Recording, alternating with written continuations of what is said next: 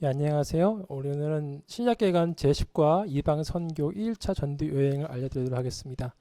아까 전에 중등부실에서 강의를 했는데 아무래도 처음 진행하는 그런 환경이다 보니까 제가 시스템적으로 취약한 면이 있어서 잘 못한 부분이 있습니다. 그래서 여러분들의 원활한 강의 시청을 위해서 다시 한번 녹화하도록 하겠습니다. 자, 오늘 1차 전도 여행, 원래 2차까지 해야 되지만 2차 같은 경우는 솔직히 제가 다 준비를 못했습니다. 그래서 오늘은 1차까지 하고요. 다음 주에 2차, 3차까지 알아보는 시간 갖도록 하겠습니다. 시작합니다. 자, 우선은 지난주 이야기를 복습 잠깐 해보도록 할까요? 여러분, 우리 사도행전 핵심 구절은 이것입니다. 사도행전 1장 8절 말씀이죠. 오직 성령이 너에게 임하시면 너희가 권능을 받고 예루살렘과 온 유대와 사마리아와 땅 끝까지 이르러 내 증인이 되리라 하시니라. 이것 뜻입니다. 여러분, 우리가 성령을 받기 전에는 우리의 힘으로 일했습니다. 그래서 우리가 자기 부인을 하지 못하고 온전히 예수님의 제자대로 살아가지 못했습니다. 그러나 지금은 성령 시대 다릅니다. 우리 성도를 움직이는 엔진이 내가 아니라 바로 성도의 엔진이 성령이라는 것입니다. 성령님이 임하시면 움직이는 힘이 달라요. 권능이 임해요. 그 권능으로 바로 우리가 증인이 된다는 것이죠. 처음에 성도를 만나기 전에는 예수님이 복음이 흐릿하게 보입니다. 보이긴 보이는데 자신감이 없습니다.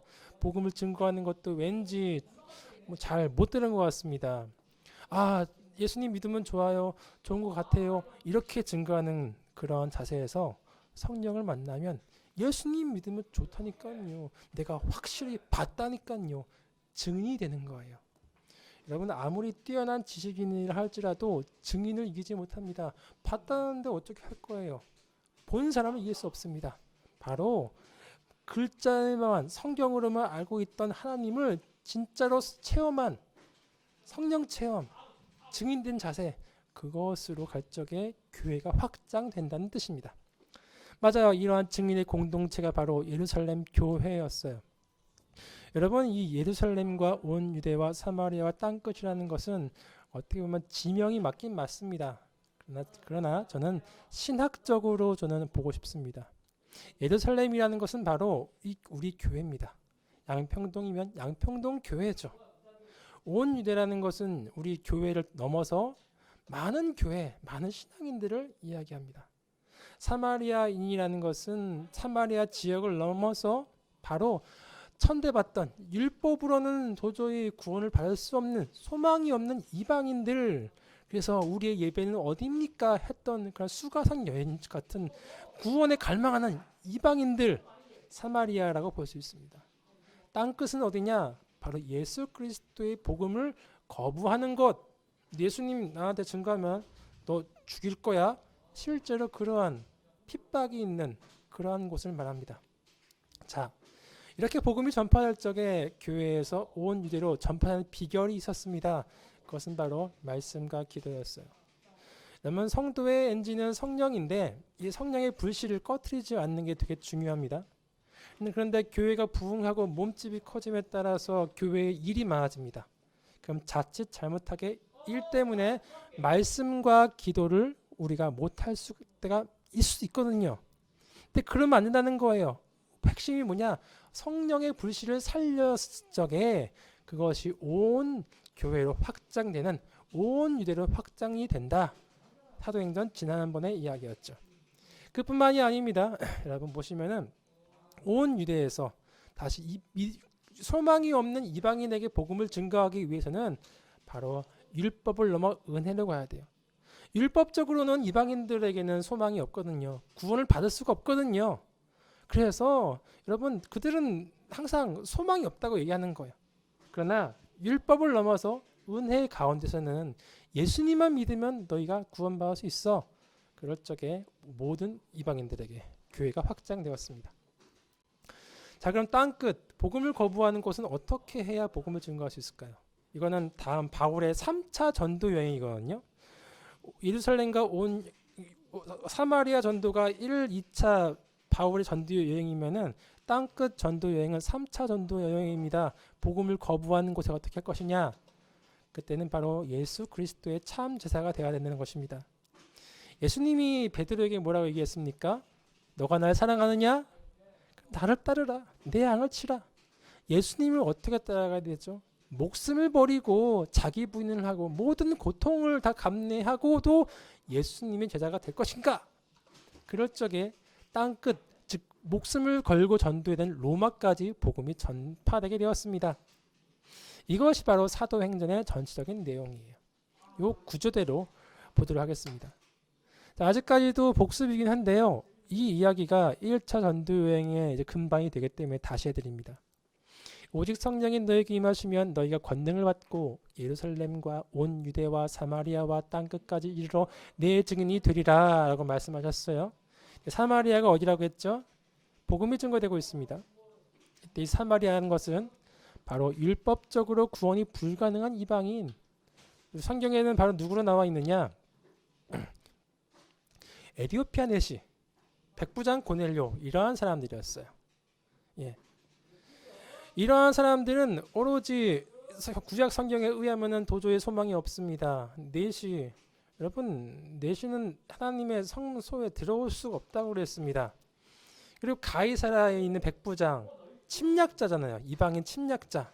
하나님을 대적했다고 볼 수도 있는, 어떻게 보면은 그러한 자들은 도저히 소망이 없습니다. 율법적으로는 소망이 없는 거예요. 그러나 하나님께서 베드로에게 중요한 환상을 보여주셨죠. 예, 그 환상에서 하나님이 말씀하셨습니다. 하나님께서 깨끗하게 하신 것을 내가 속되다 하지 말라. 즉 옛날에는 이방인이 부정할지 모르지만 이제는 부정한 게 아니야. 예수 그리스도 안에서 예수님만 믿으면 그들도 구원받을 수 있어. 이방인은 이제 부정한 짐승이 아니야 라고 하나님이 말씀해 주신 거죠.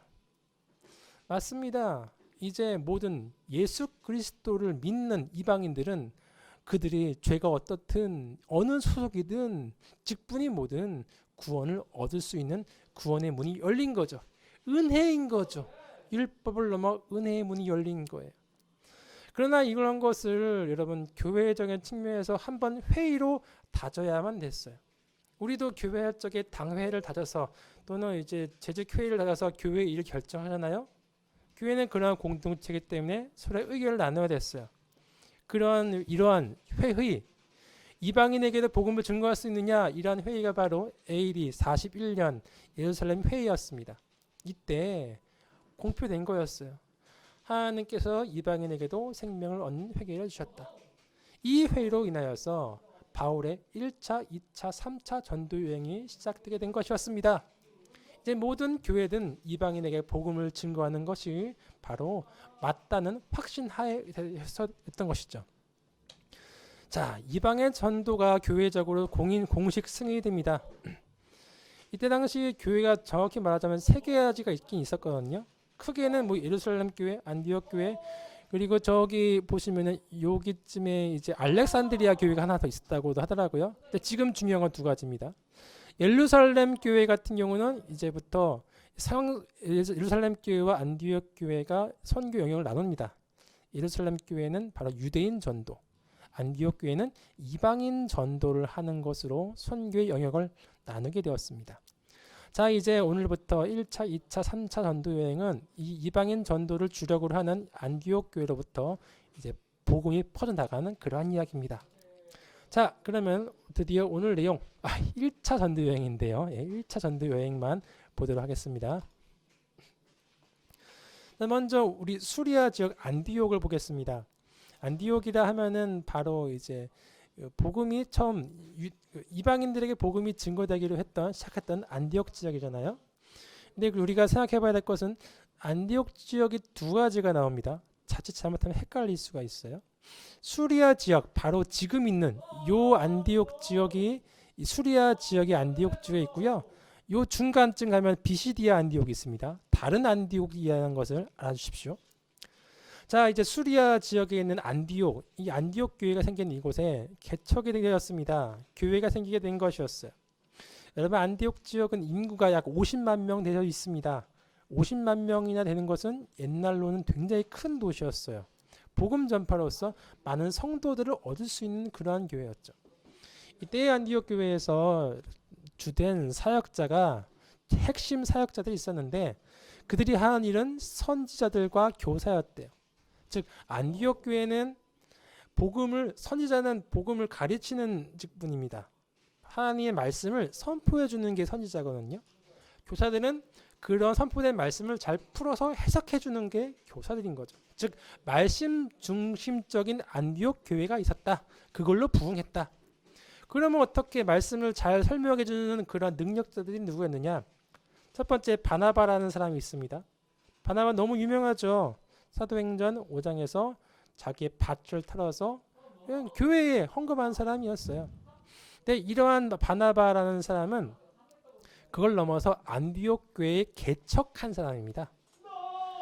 바로 그 스데반 집사가 스데반 죽는 날 사울의 박해가 있을 적에 그때의 바나바가 안디옥 지역에 와서 개척을 직접 했어요. 여러분 위임 목사님도 힘이 있지만 개척 목사님은 엄청 파워가 있잖아요. 핵심이 있잖아요. 그렇죠? 안디옥 교회가 얼마나 이 개척 담임 목사님인 바나바를 의지했겠습니까? 그리고 뭐 시므온, 시므온이라는 사람, 뭐 루기오, 뭐 젖동생 마나에 뭐 할 말이 많지만 생략하겠습니다. 이때 당시에 근데 사울이라는 나중에 바울이죠. 이 사울, 사도행전 지금부터 중요한 사울이 등장합니다. 이 사울의 직분은 안디옥 교회의 최고의 교사가 바로 사울이었어요. 복음을 가장 잘 설명할 수 있는 사람. 어떻게 보면 바나바와 사울은 안디옥 교회의 핵심 인물이었습니다. 그런데 문제가 생겼습니다. 주를 섬겨 금식할 때 여러분 금식이라는 것은 밥을 굶는 게 금식이 아닙니다. 금식은 밥을 안 먹긴 하잖아요. 그러니까 밖으로부터 에너지가 나에게 안 들어오는 거잖아요. 끊는 거잖아요. 그렇죠? 즉 세상으로부터 들어오는 힘을 에너지를 끊는다. 그리고 무엇을 의지하냐? 세상의 힘을 끊고 오로지 하나님의 음성만, 하나님의 힘만 듣는다. 그것이 금식의 정의입니다. 밥 안 먹고 핸드폰 보고 할 거 다 하면 그거는 다이어트지 금식이 절대 아니에요. 광야 생활, 하나님 음성만 듣는 그런 광야 생활, 그게 바로 진정한 금식입니다. 그렇게 5명의 선지자들, 이 바나바와 사울 이러한 사람들이 그렇게 했단 말이죠. 그렇게 하나님의 말씀을 의지하니까 하나님이 당연히 말씀해 주시죠. 당연하죠. 말씀만 듣는다. 네. 근데 그 말씀이 충격적인 것이었습니다. 너희들이 선교를 하긴 하되 대신 바나바와 사울이 나가서 선교를 해라. 이 충격적인 것이었어요. 생각해 보십시오. 바나바는 안디옥 교회에 없으면 안 되는 인물입니다. 핵심 선교자예요. 핵심 개척 담임 목사님이에요. 사울 같은 경우는 말씀을 가장 잘 가르치는 사람이에요. 지금 50만 명에 되는 그런 안디옥 지역에 막 교인 수가 폭발적으로 부흥하고 있는데 이때 핵심 사역자 2명을 뺀다고요? 그럼 우리가 뭐라 하겠습니까?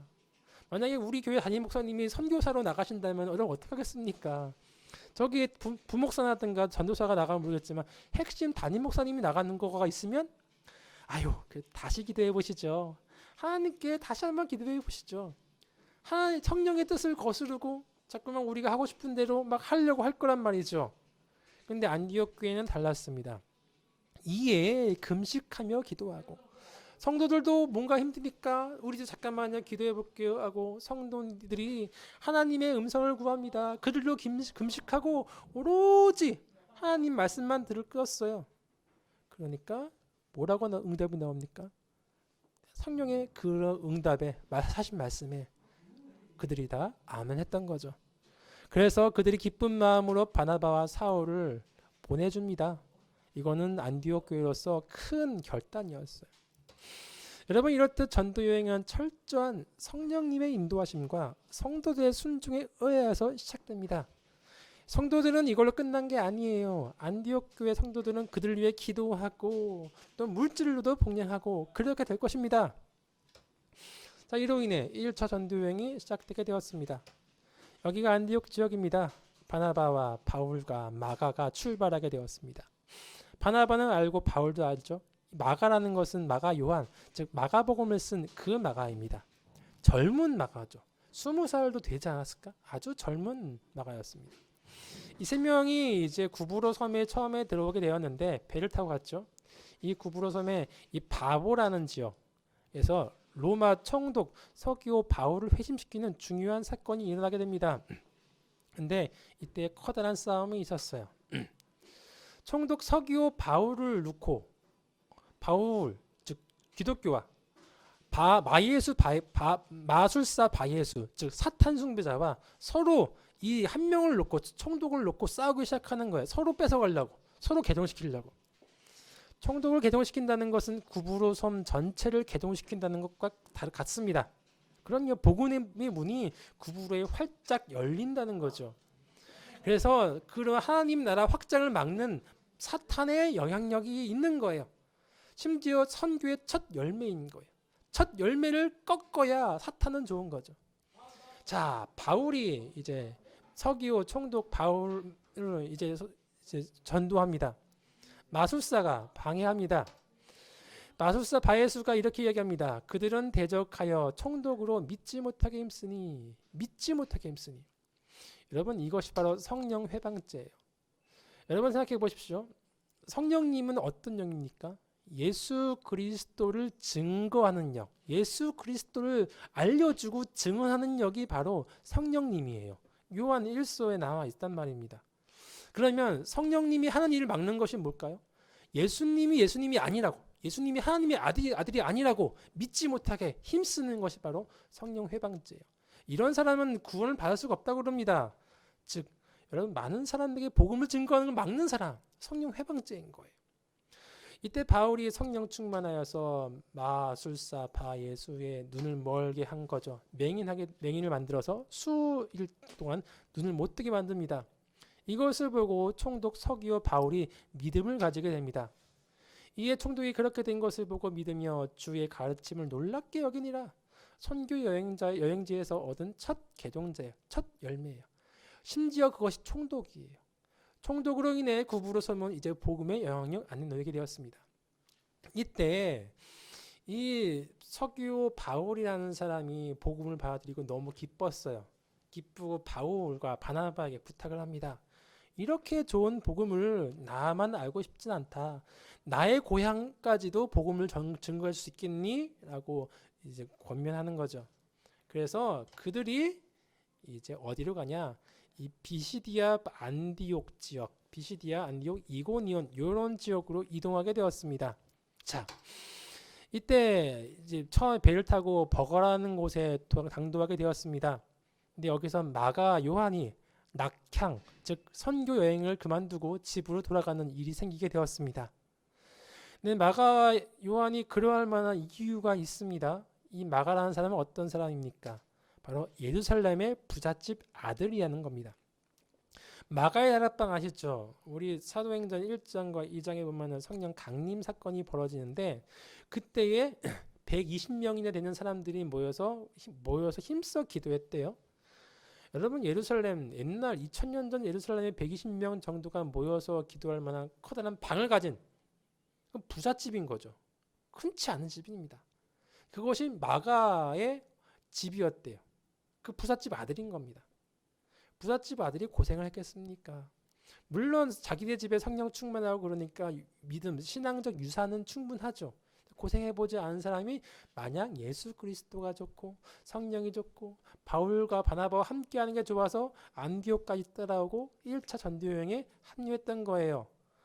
아마 그런데 여러분, 부잣집 아들이 고생을 많이 하지 않았겠습니까? 아마 이 구부로 섬에서도 여행했을 적에도 엄청 힘들었을 거예요. 마가는 힘들었지만 참고 참았을 거예요. 정말 많이 참았을 거예요. 그런데 이거 버거의 지역 가니까 더 이상 참을 수가 없는 겁니다. 가뜩이나 부잣집인데 그 부잣집과 도저히 경험해보진 어려움이 이곳 버거에서부터 시작이 되었거든요. 여러분, 이 버거라는 곳은 산 지역이 험악한 지역입니다. 예루살렘은 그래도 산이 있지만 그나마 평범한 지역입니다.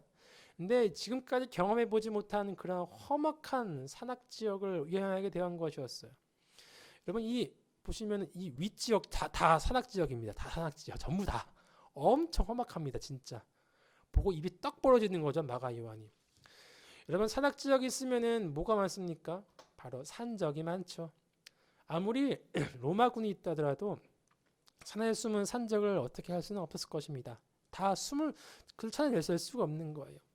아마 이제 뭐 바나바 일행, 바울 일행이 여행을 하면서 산적한테 몇 번 죽을 만한 고비도 넘겼겠죠.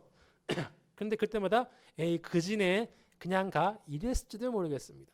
그러나 그러한 경험들이 마가에게 너무나 힘든 경험입니다. 부잣집 아들로서 그런 걸 경험해보지 못했으니까요. 또 하나 기후가 너무 힘들었습니다. 제가 아프리카를 가본 적이 있거든요. 엄청 덥습니다. 진짜. 더울 적에는 살이 익어 들어갑니다. 거기보다 더 힘든 게 뭐냐면 기후가 고온 다습한 지역. 이거는 뭐 아프리카는 그래도 이제 다습하지는 않으니까 그늘에 들어가면 시원하죠. 여기는 산악 지역은 습기가 많지 않습니까? 그러면 어디 숨을 데가 없는 거예요. 여러분 고온 다습한 지역 같은 경우는 또 이제 병균이 많지 않습니까? 고질적인 질병이 즐비합니다.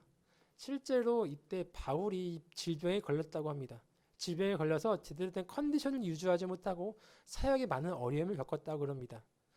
이런 것을 마가가 보고 있으니까 입이 떡 벌어지는 겁니다. 나는 도저히 못해. 마가도 노력을 했어요. 근데 도저히 할 수가 없는 거예요. 그래서 낙향을 이제 선택하게 되는 거죠. 근데 여러분 그렇다고 해서 마가가 소명이 없는 사람은 또 아니에요. 소명이 없는 사람이 마가복음을 썼을 리는 없습니다. 마가가 이후에 나중에 바울에게도 엄청 잘하거든요. 그러면 이때 마가가 왜 낙향했느냐? 그것은 바로 사명감은 있는데 내 안에 준비되어 있지 않은 사명감. 여러분 신학교에서도 보면은 신학교에 입학하시는 전도사님들이 자기는 사명이 있다고 하다가 나중에는 낙향하는 부분들이 있습니다. 아, 나는 사역 그만할래. 근데 그러다가도 나중에 몇 년 후에 다시 해요. 왜냐? 사명감은 확실하지만 내 안에 준비된 아직 내가 여린 마음 때문에 그런 어려움들이 존재한다는 거죠. 마가 요한도 마찬가지였어요. 그러한 어린 마음, 내 안에 미처 준비되지 않는 사명감, 그것 때문에 낙향하게 되었습니다. 안타까운 사건이죠. 자, 이로 인해 이제 마가가 낙향하고 바울과 바나바는 다음 지역으로 이동합니다. 그 지역이 바로 안디옥 지역입니다. 이때부터 유대인들의 박해가 시작되었습니다. 주로 바울과 바나바 같은 경우는 이제 회당 지역을 쫓아다니면서 복음을 증거했습니다. 그러한 것이 이 바울이라는 사람이 민족, 유대인에게 특히 더 애착심이 강했습니다. 그래서 형제여 이러한 말을 유대인들에게 많이 쓰죠. 그만큼 동족을 너무 사랑하는 거예요. 그래서 이 좋은 복음을 먼저 흩어져 있는 디아스포라 유대인, 즉 핏줄은 있는데 그때 역사적으로 흩어질 수밖에 없었던 흩어진 유대인들에게 먼저 전해주고 싶은 것입니다. 아무래도 좋은 게 있으면 가족에게 먼저 주고 싶어 하잖아요. 그래서 그들이 모이는 회당에 가서 복음을 증거했는데 그 복음의 내용이 바로 간단하게 이것입니다. 또 모세의 율법으로 너희가 의롭다 하심을 얻지 못하던 모든 일에도 이 사람을 힘입어 믿는 자마다 의롭다 하심을 얻는 것이라. 모세의 율법. 유대인들은 모세의 율법으로 구원받는다고 생각했습니다.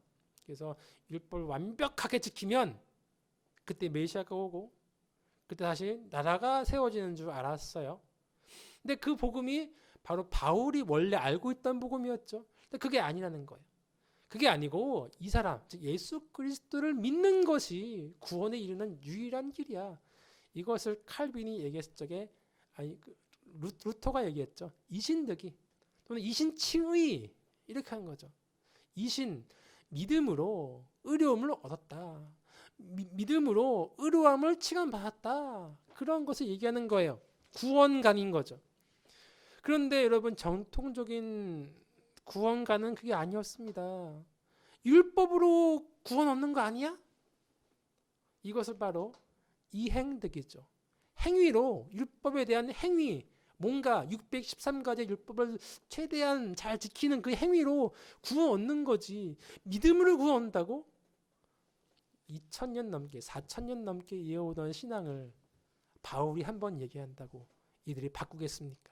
쉽지 않은 거죠. 선택받았다고 율법적으로 선택받았다고 믿는 유대인들은 그러면 싫은 거죠. 그래서 이때 박해가 일어나게 됩니다. 유대인들이 되게 박해를 하는 거예요. 반대로 누구죠? 이방인들은 좋은 거죠. 율법으로 구원을 얻을 수 없는 이방인 내가 구원 얻을 수 있다고? 그들은 더욱 좋아했어요. 교회는 세워지긴 세워져요. 그러나 바울과 바나바가 오랫동안 있을 수 없어서 밤에 도망치게 되었습니다. 그러면서 하는 말이 뭐냐? 바울과 바나바가 담대히 말하여 이르되 하나님의 말씀을 마땅히 먼저 너에게 전할 것이로되 이때 전한 말이 무엇이냐면 예수님의 복음, 믿음으로 구원 얻는다는 말을 내가 너에게 전했다. 그러나 비시디아 안디옥에 있던 유대인들은 뭐라고 얘기합니까? 그것을 버리고 왜요? 율법으로 구원을 얻는 거지 믿음 구원 아니라니까. 이렇게 했단 말이죠. 영생을 얻기로 합당하지 않은 자로 자처하기로 우리가 이방인에게로 향하느라. 결국 그 좋은 복음을 유대인들이 받지 못하고 그들은 거절하고 다음 차례인 이방인들이 복음을 가지게 되었어요. 제자들은 기쁨과 성령이 충만하니라. 이때 제자들은 이방인인 거죠. 이방인의 교회가 세워진 거예요. 유대인의 교회가 세워진 것이 아니고. 근데 이것을 예수님께서 이미 알고 계셨습니다. 예수님께서 복음을 준 것이 쪽에 이러한 사건이 있었잖아요. 이방인 헬라 지역에 갔는데 한 여인이 귀신 들린 딸이 있습니다. 너무 안타까워서 예수님께 나아가서 예수님 우리 딸 좀 고쳐주십시오. 얘기했을 적에 예수님 뭐라 말씀하십니까? 먼저는 우리 자녀들에게 줄 것이다. 즉 복음을 유대인에게 줄 것이다. 여인이 뭐라 이야기합니까? 올소이다마는 개들도 제 주인의 상에서 떨어진 부스러기를 먹나이다. 떨어진 부스러기 복음 좀 구원 좀 주십시오. 그 구원이 지금 일어난 거예요. 원래 적통이었던 유대인들이 거절하자 이방인들이 갖게 되었던 것이죠. 자, 그렇게 해서 이제 바울과 바나바는 도망치다시피 3번 지역 비시디아 안디옥에서 비시디아 이고니온으로 가게 됩니다. 근데 여기서도 바울이 증거한 복음은 똑같습니다. 비시디아 안디옥에 있었던 그 복음 똑같습니다. 믿음으로 예수님을 믿음으로 구원을 얻는다. 이신칭의를 얘기한 거예요. 사람들은 너무 좋아하죠. 유대와 헬라의 허다한 무리가 믿더라. 나는 율법적으로 구원 못 얻는 줄 알았는데 믿음으로 구원을 얻을 수 있다고요? 나에게 소망이 있다고요? 그러니까 이방인의 교회가 세워지는 거예요. 반면에 유대인들은 뿔따고 하는 거죠. 어떻게 믿음 구원이냐? 저 천난 이방인에게도 어떻게 구원이 있냐? 유대인들은 선민 사상, 내가 선택받았다는 민족이라는 사상 때문에 이방인의 그런 구원을 용납할 수 없었습니다. 그때 율법으로 구원을 얻는다 했던 비시디아 안디옥에 있던 그 사람들이 옆 동네 이고니온에서 바울이 믿음으로 구원 얻는다 라고 하는 것을 알고는 진짜 화나네. 이쪽까지 원정을 옵니다. 그래서 바울과 바나바를 죽이려고 해요. 돌로 치려고 해요. 그렇죠? 바나바와 바울이 그것을 알고 도망칩니다. 그러나 교회는 세워졌어요. 자, 그들이 이제는 그 다음 지역인 루스드라에 가게 되었습니다. 비시디아 루스드라죠.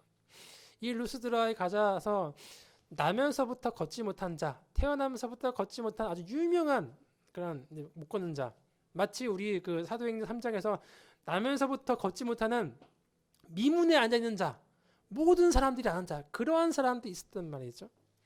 근데 바울이 보니까 이 사람이 예수님의 복음으로 구원을 받을 만한 믿음이 그에게 있다는 걸 알게 된 거예요. 그리고 그를 낳는 기적을 선포하고 사람들에게 설교를 했죠. 예수님의 믿음으로 나았다. 그러자 그 놀라운 기적을 보고 그곳에 바로 이방인의 교회가 세워지게 되었다는 거죠.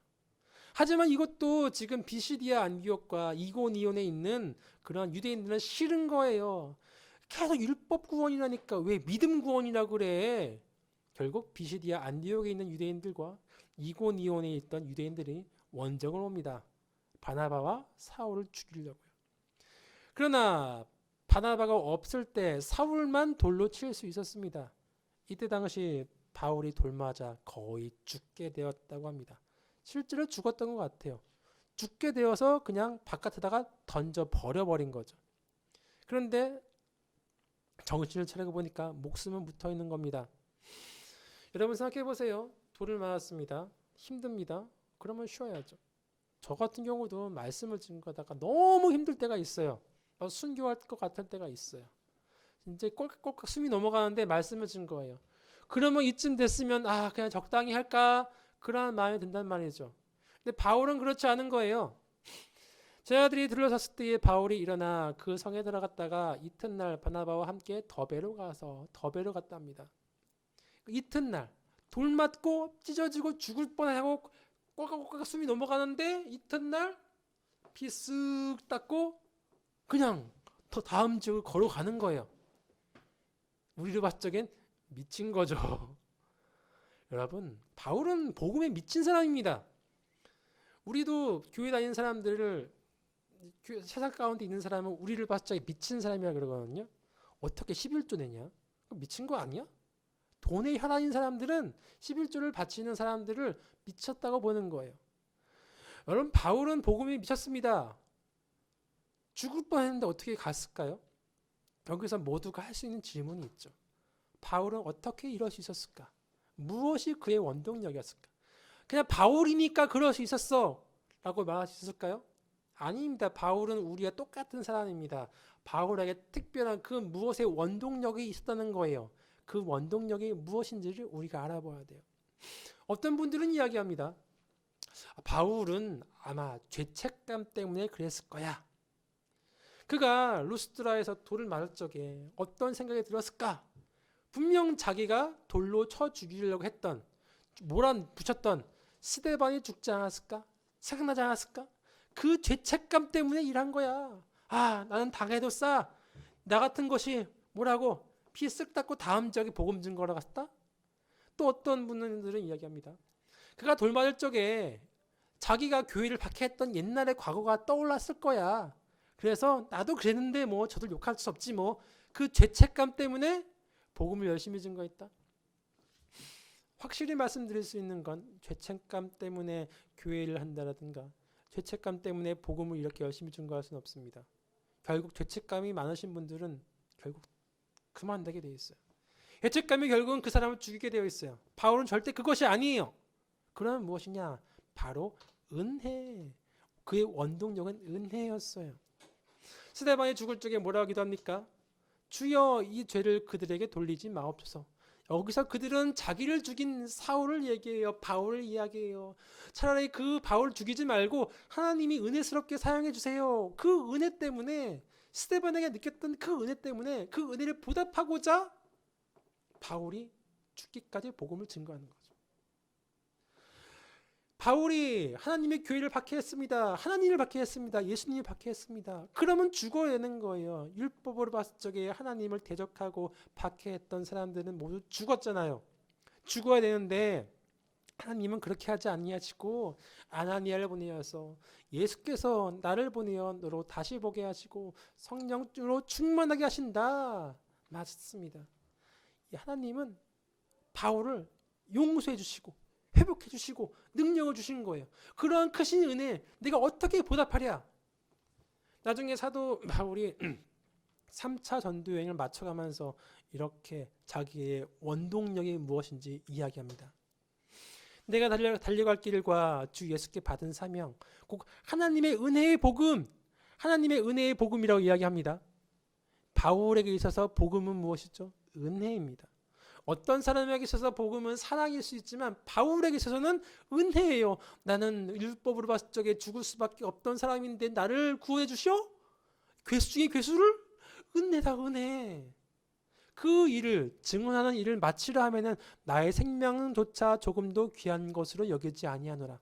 그 은혜를 보답하는 길은 이 생명 다할 때까지 복음을 증거하는 일이야. 여러분 은혜가 넘쳐서 그 은혜의 귀함으로 인해 그렇게 가슴 절절절절 되는 사람은 죽을 때까지 일할 수 있습니다.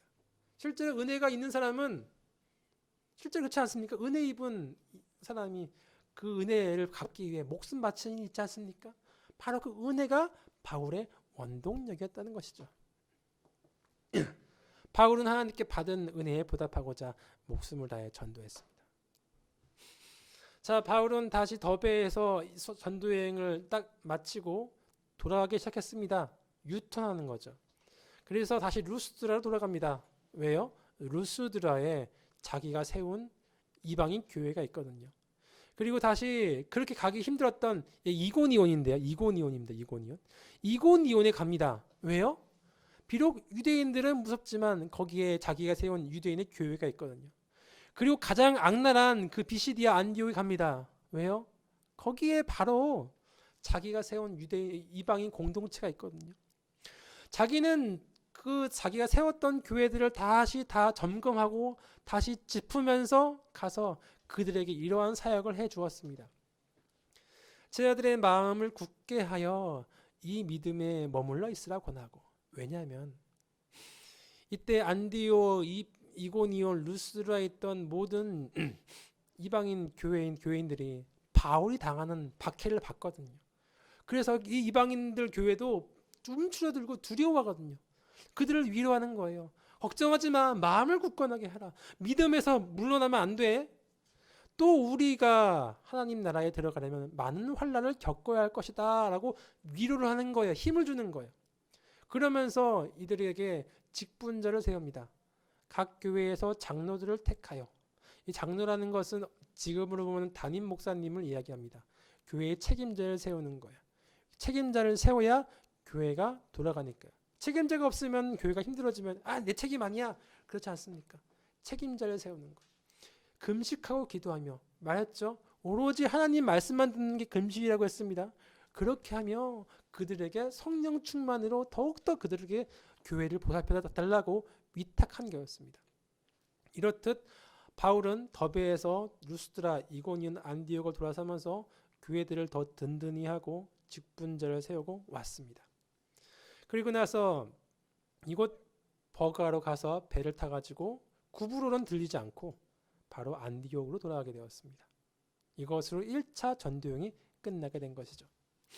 자, 그런데 1차 전도여행이 끝나고 안디옥에 갔을 적에 안디옥에 대박 사건이 터진 겁니다.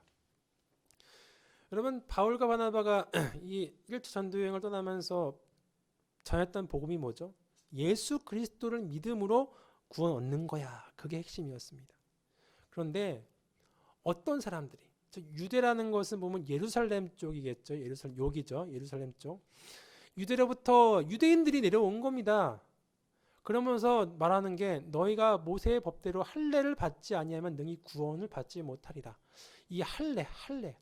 즉 바울과 바나바는 끊임없이 이 신층이 예수 그리스도를 믿음으로 인해 복음 구원을 얻을 수 있는 거 얘기하는데 기껏 그렇게 교회를 세우고 있는데 유대에서 온 사람은 아니야. 다시 율법을 행해야지만이 행위로 구원 얻을 수 있어. 율법이다. 예수님 아니다. 예수님은 필요 없어. 이렇게 말하고 있는 거야. 눈이 뒤집어지죠. 그래서 이 사람들과 바울과 바나바들이 엄청 말다툼합니다. 그것이 해결이 안 되니까 그 문제를 가지고 이곳 예루살렘 교회로 갑니다. 예루살렘 교회는 누가 있습니까? 12사도가 있잖아요. 그나마 신앙의 정통성을 갖고 있는 그들에게 물어보려고 갔던 것이죠. 그리고 이때 그 유명한 1차 공의회, 예루살렘 공의회가 시작이 됩니다. AD 49년이죠. 여러분, 지금은 1년에 한 번씩 총회 하지 않습니까? 교회에서는 노회, 그리고 재직회의 하지 않습니까? 즉 이렇게 교회는 한 사람의 모임이 아닙니다. 여러 사람들의 모임입니다. 그래서 이러한 신학적인 논쟁, 중요한 문제가 있으면 같이 모여서 회의를 하는 것이 맞습니다. 그런 권위로서 일을 같이 진행하고 맞추는 거고요. 그래서 우리는 총회에 대한 권위, 노회에 대한 권위를 인정해 줘야 되죠. 그러한 공의회가 소집이 된 것입니다. 1차 공의회였어요. 그래서 예루살렘 공의회에서 다루는 주제는 무엇이냐? 바로 행위 구원이냐, 믿음 구원이냐. 여러분, 행위 구원이라는 것이 결의가 되면 큰일 납니다. 유대인이야 613가지의 그러한 조항들을, 율법들을 알고 해보려고 노력을 해왔죠. 어느 정도는 그 흉내는 낼 수 있습니다. 근데 한 번도 못 해본 이방인들이 613가지의 조항을 지켜야 교회에 들어올 수 있어요 하면은 가능하겠습니까? 여러분, 새 신자가 오는데 당신 613가지를 지켜야 이 교회에 등록할 수 있습니다 하면은 등록하겠습니까? 복음의 문이 닫히는 거죠. 그것이냐 아니면 예수님만 믿으면 구원을 얻을 수 있느냐, 그것이냐, 이것을 놓고 싸워야 했습니다. 만약에 믿음 구원이 아니라면은 이방인에게 복음을 증거하는 기회는 턱없이 좁아질 거예요. 그래서 결의된 내용이 이렇습니다. 먼저 베드로가 일어나 이렇게 이야기합니다. 우리 조상과 우리도 능히 매지 못한 멍에, 야, 생각해봐라. 우리 조상과 우리도 율법을 지켰더라면 이스라엘이 망했겠냐? 실패한 거 역사적으로 알잖아. 그런데 그거를 이방인들에게, 익숙하지 않은 이방인들에게도 주려고 그래? 그러면 그들 복음 못 받아들여. 예수님의 죽으심을 헛되게 하는 거야. 그러면 안 돼. 그래서 그러나 우리는 그들이 우리와 동일하게 주 예수의 은혜로 구원을 받는 줄 믿노라. 예수님만 믿으면 구원 온다고 결정하자. 그게 예수님의 뜻이야. 그리고 나서 결의한 것이 이겁니다. 그러므로 내 의견에는 이방인 중에 하나님께로 돌아온 자를 괴롭게 하지 말고, 즉 율법을 지켜서 아우 나 교회 등록도 못하겠어, 그렇게 하지도 말고, 우상에 더러운 것과 음행과 목매어 죽인 것과 피를 멀리하고. 여러분, 이 우상과 음행, 목매는 것, 피라는 것은 결국 우상숭배를 이야기해요. 우상숭배. 여러분, 유대교는 유일신이잖아요. 하나님만 믿는 거지만 헬라 지역이라든가 모든 이방인들은 다 신이었습니다. 그리스 로마 신화처럼 하나가 아니라 2개, 3개, 4개 많이 생겼습니다. 만약에 복음을 증거해주면 이들이 어떻게 받아들일까요? 아, 예수님도 믿고 내가 그동안 믿던 우상도 믿고 이렇게 가는 거예요. 그렇게 하지 말라는 거죠. 너희가 믿던 그 우상을 끊어버려라. 예수님만 믿어라. 그래야 구원 얻을 수 있다. 그것이 결의된 거예요. 그러한 내용을 편지로 잘 정리해서 이제 이고니온, 루스드라, 피시디아, 안디옥의 그 내용들을 증거해 주는 것입니다. 그 바로 편지가 무엇이냐? 바로 갈라디아서라고 합니다. 갈라디아서의 핵심적인 구절은 이렇죠. 우리가 전에 말하였거니와 내가 지금 말하노니 만일 누구든지 너희가 받은 것 외에 다른 복음을 전하면 저주를 받을지어다. 보시죠. 너희가 받은 것, 믿음 구원, 예수님 믿어야 돼 구원 받아. 그거 외에 율법을 행해야 구원 얻어. 그러한 해서 이방인들을 못 믿게 한다. 그러면 너희들 이방인들 못 믿게 한 죄 너한테 갈 거야. 그러한 복음 증거하지 마. 그렇게 얘기했던 거예요. 그리스도께서 우리를 자유롭게 하시려고 자유를 주셨으니, 즉 믿기만 하면 그 모든 거 프리패스 자유를 주셨는데, 그러므로 굳건히 서서 다시는 종의 멍에를 매지 말라. 율법으로 너무 얽매이지 말라. 구원을 너무 좁게 하지 말라. 그렇게 했습니다. 너희는 성령을 따라 행하라. 예수 그리스도를 믿음으로 구원을 얻습니다. 이것이 1차 전도여행, 바울의 그 1차 전도여행의 핵심인 거예요. 여러분, 바울의 신학을 이해하려고 하면 간단합니다. 그 다메섹에서 얻었던 그 은혜, 하나님의 은혜, 율법으로 넘어서 은혜로 가는 그거 하나랑 예수님을 믿어야 구원 얻는다. 이신칭이 율법 이행 등기가 아니라 이신칭이 그것만 알면 됩니다. 은혜와 믿음 구원. 자, 이러한 내용을 어떻게 증거해야 될까요? 물론 안디옥과 예루살렘 교회는 알겠죠. 그러나 그때 당시에 뭐 핸드폰이 있습니까? 뭐 정보가 있습니까? 아무것도 없잖아요. 그러니까 바울과 바나바가 2차 전도 여행을 해야 되는 거죠. 그들이 이렇게 안디옥에 출발해서 갈라디아 지역, 피시디아, 안디옥, 이고니온, 루스드라 지역들, 자기가 세웠던 이방인들의 교회 가서 다시 믿음 구원이야, 행위 구원 아니야, 대신 우상은 버려. 그러한 메시지를, 갈라디아서의 내용을 알려줘야 되는 거죠. 갈라디아 지역을 타겟팅으로 쓴 거니까 갈라디아서입니다. 그렇죠? 그게 2차 전도의 목적이었던 거예요. 갈라디아 지역의 그러한 메시지를 증거하는 것이. 그러고 나서 복음 전도 여행을 더 하려고 하는데 소아시아로 못 갔죠. 성령이 막았죠. 비두니아 지역으로도 못 갔죠. 무시아를 넘어서 마게도니아 지역으로 더 넓은 지역을, 한 번도 복음을 들어보지 못한 지역을 복음을 전하게 되었죠.